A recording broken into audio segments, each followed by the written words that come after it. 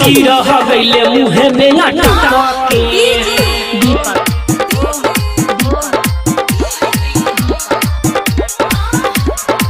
हो हम भगनी छोड़ाई के झटक के सखी रह गईले मुहे में अटक के।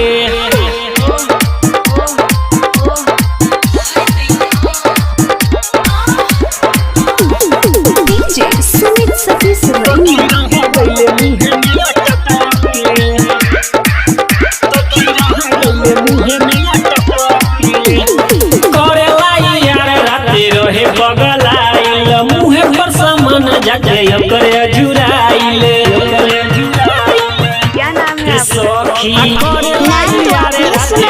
बगलाइल मुहे पर सामान जाके अजुराइल हो जबुन रह गइल भितरी मसक के। हो जबना रह गइल भितरी मसक के राते मारल चाहे रोशन पटक के।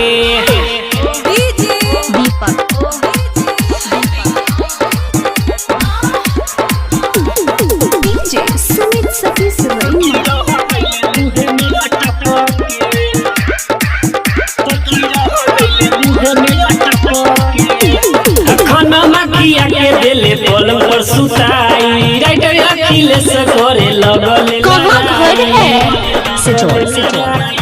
रे सखी खनमा किया के देले पलंग पर सुताई राइटर अखिलेश करे लगले लड़ाई। हलेले मफिया मनोज जे पटक के